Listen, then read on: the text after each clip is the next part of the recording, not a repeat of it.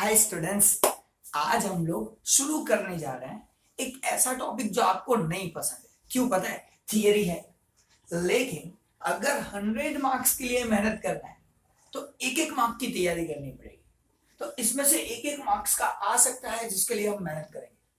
तो स्टूडेंट्स ध्यान से सुनो, आज इंडेक्स नंबर में दो चीजें करेंगे। एक कैरेक्टरिस्टिक्स ऑफ इंडेक्स नंबर और दूसरा यूजेस ऑफ इंडेक्स नंबर। आपको इंडेक्स नंबर क्या है वो तो पता है, ढूंढ भी लिया, fix base index number, chain base index number, ये सब कर लिया है। इंडेक्स नंबर क्या था sir? It's a relative major, not only relative major, it's a percentage of relative major. ये आप सीख चुके हो। हम डिवाइड करते थे, इंटू 100 करते थे। डिवाइड करो तो रिलेटिव मेजर, मल्टीप्लाई करो 100 से तो परसेंटेज मिल गया, और उसको हम परसेंटेज साइन से शो करते थे। उसमें कोई यूनिट नहीं था। हाँ, वेरिएबल का यूनिट था, लेकिन जब हम रिलेटिव मेजर करते तो उसका कोई यूनिट नहीं होता। हम कोई भी कंपैरिजन कर सकते हैं। अगर वेरिएबल्स जो है वो केजी में हो, लीटर में हो, बॉक्सेस में हो, हम उसका कैलकुलेशन इंडेक्स नंबर से कर सकते हैं। तो ये सब उसके कैरेक्टर हैं, यही तो कैरेक्टर है। तो देखो ध्यान से, कैरेक्टरिस्टिक्स ऑफ इंडेक्स नंबर। पहला, it's a free from unit. Why it's a free from unit? As it is a relative measure. वो relative measure है इसलिए free from unit है। That's it, खत्म हो गया। अब एग्जाम में 1 मार्क में कैसे आ सकता है? Why index number is free from unit? Because it's a relative measure। खत्म हो गया, 1 मार्क आपका। अब ये सीख चुके हो, उसको सिस्टमैटिक वे से याद करने की बात कर रहे हैं। आगे जा रहे हैं, second one, variable having different unit can compare. अब अलग अलग यूनिट वालों को भी मैं कंपैरिजन कर सकता हूं आराम से, और इसलिए इसका नाम है index number is a comparative measure. अब यहां से भी 1 मार्कर क्वेश्चन बन सकता है। Why index number is a comparative measure? Because different unit values I can compare, simple. और 1 मार्क में कहीं आ सकता है, variable having different unit can be compare with index number और नॉट? Yes, it can be compare, and that's why it's a comparative measure. Second character completed. Third one, it's a relative measure. अब तो पता है, लेकिन relative measure multiply with 100, that is called index number, means it's a percentage. So relative measure showing percentage changes. अब वही तो लिखा है, नया क्या है? देखोगे तो कैरेक्टर आसान है, कोई हार्ड चीज नहीं है। Fourth one, spatial average. Index number is what? Spatial average. Why spatial average? All the characters of average included in index number. So has all character of average. That's why it's a spatial average. That's it. And last one and easiest one. Situation at two different period. दो period का situation अलग अलग है, can be compare. How? By using finding ratio, by ratio with the standard period using index number. Compare, हम compare करेंगे किसके साथ? Standard period के साथ। याद करो definition, current compare with standard period base year information, base year whatever given. So current compare with standard base, so that is compare by ratio with standard period using index number. That's it. So this is also a character. Again, fifth character is what? Two different periods situation can be compared. Clear?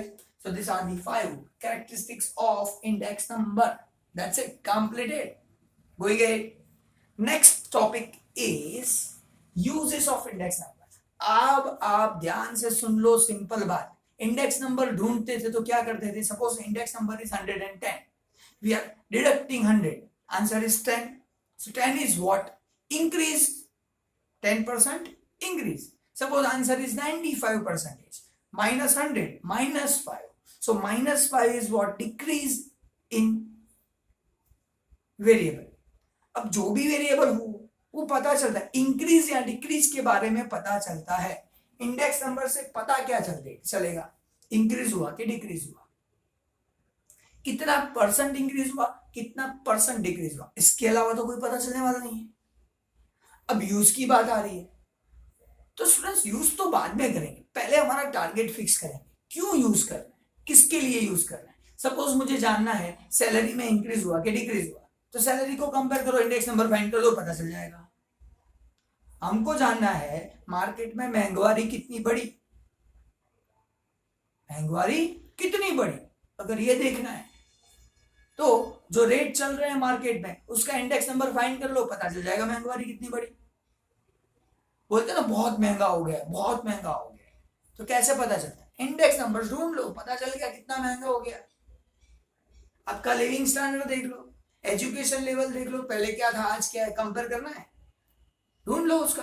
अगर वो compare करना है, education standard देखना है, तो उसके पास के साथ कंपैरिजन करके इंडेक्स नंबर फाइंड कर लो। इन शॉर्ट यूज कहाँ होगा, जहां भी कंपैरिजन करना है, जिसके बारे में कंपैरिजन करना है, इंडेक्स नंबर सॉल्व हो जाएगा, खत्म बात। वही तो है, 11 पॉइंट्स यहाँ पे दिए हैं, आप अनलिमिटेड पॉइंट लिख सकते हो। एग्जाम के ध्यान से, अगर एग्जाम के हिसाब से ध्यान से पढ़ेंगे तो ये 11 पॉइंट को ध्यान रखना है। First point is index number, अच्छा शॉर्ट में ऊपर लिखा है देखो, to study economic, political, social and industrial activities.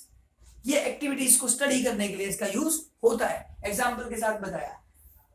Index number for trade, trade मतलब purchasing, selling, business activities, trading activities, that's it. Economic activity of business and trade of country, we can understand, we can take decision for that, हम उसके बारे में कोई decision ले सकते हैं। Simple पता चल, जो बिजनेस चल रहा है उसको बढ़ाओ, जो नहीं चल रहा है बढ़ा सकते हैं तो बढ़ाओ, वरना बंद कर दो, लॉस मत करो। पता चलेगा किससे, इंडेक्स नंबर फाइंड करेंगे तो पता चलेगा क्या चल रहा है। Same way wholesale price index number, अब होलसेल मार्केट में प्राइस बढ़े कि कम हुए वो इससे पता चलते हैं।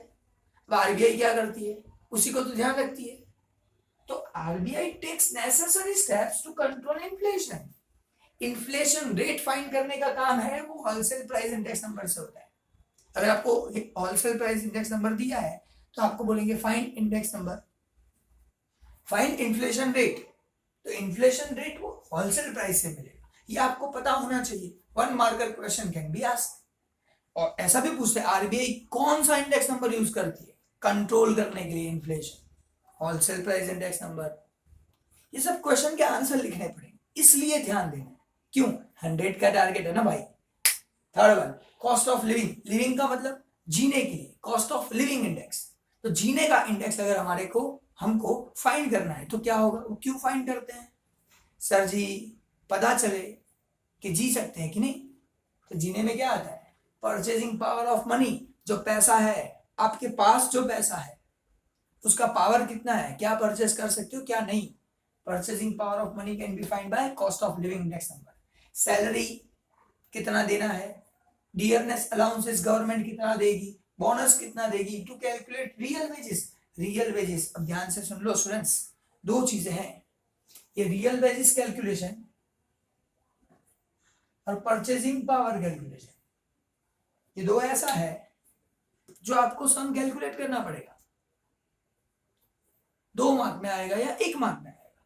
तो स्टूडेंट्स ये दोनों कैलकुलेट कौन से बेसिस पे होगा, cost of living index number. 1 marker question और 2 मार्कर क्वेश्चन में भी tax policies decided on this basis. कौन कितना कमा रहा है, कॉस्ट ऑफ लिविंग क्या है, उसके हिसाब से तो टैक्स डिसाइड होगा कि ये चीजों पे टैक्स नहीं होना चाहिए, सिंपल। तो ये यूज इंडेक्स नंबर का नहीं है। अगर देखना इंडेक्स नंबर से तो पता क्या चलेगा, इंक्रीज डिक्रीज कितना, हाँ किसका इंडेक्स नंबर फाइंड किया है उसके हिसाब से आगे बढ़ेंगे, डिसीजन लेंगे, सिंपल। आगे बात करते हैं index number of human development, human यानी लोगों का डेवलपमेंट, कितना पढ़ा लिखा है, पहले की पढ़ाई और आज की पढ़ाई बढ़ी के कम हुई, देख लो। लिविंग उनका स्टैंडर्ड बढ़ा के नहीं हुआ, उसकी एज लिमिट बढ़ी के नहीं बढ़ी, सिंपल है। तो देखो state of human resources, standard of living, life expectancy, level of education, ये सब चीजें कंपेयर कर सकते हैं क्या हुआ। Next index number of national income, national का मतलब पूरे देश की इनकम काउंट करनी है। अब उससे क्या होगा, गवर्नमेंट डिसाइड करेगी भाई इनकम इतनी होने वाली है तो नेक्स्ट हम इतना एक्सपेंस करेंगे और इतना डेवलपमेंट करेंगे। 5-year plan of government can be possible by national income. तो देखो लिखा है determining target for 5-year plan by government. Evaluate economic conditions, economic condition क्या है उसको इवेल्युएट कर पाते हैं, पता चलेगा कहाँ है? तो वही तो है। अब यहाँ पे भी 1 marker question, 5-year plan of government on which basis? Sir ji national income index number basis, that's it.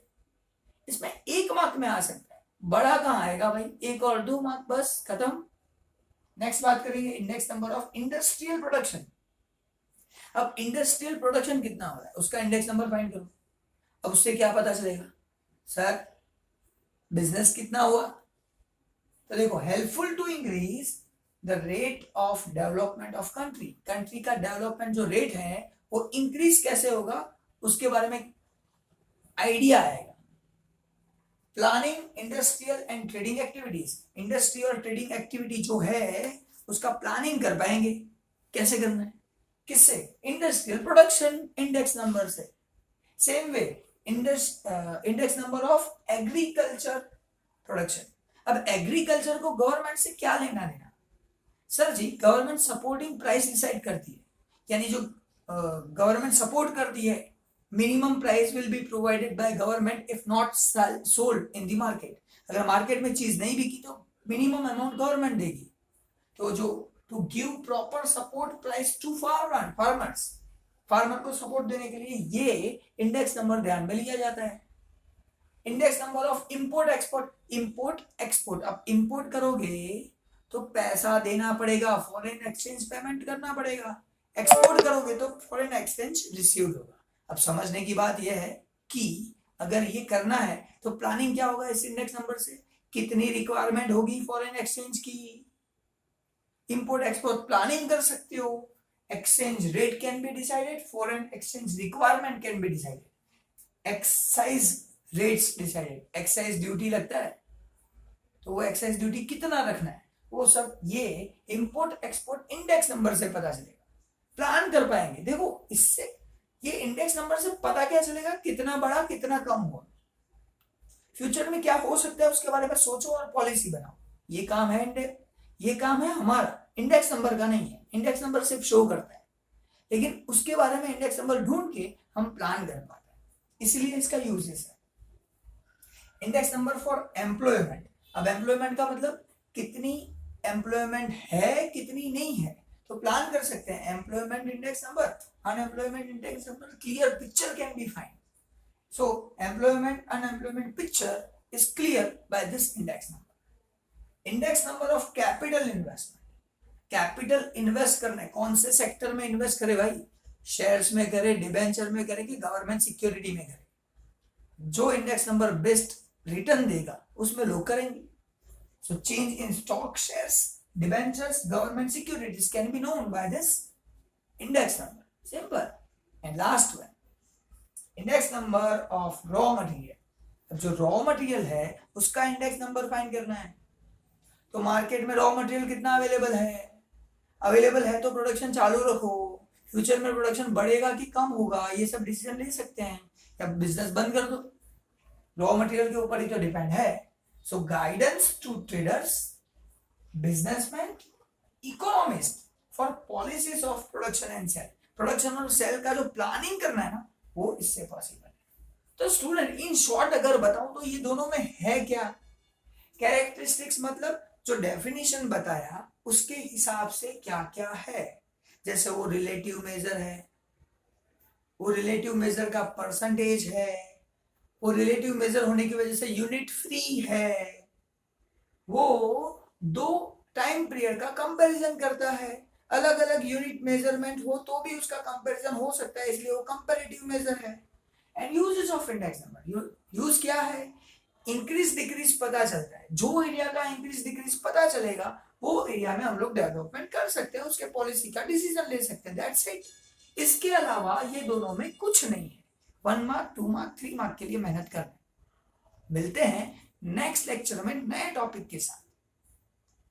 आज थियरी था लेकिन करना तो पड़ेगा अगर 100 चाहिए तो। मिलते हैं नेक्स्ट लेक्चर, बाय बाय।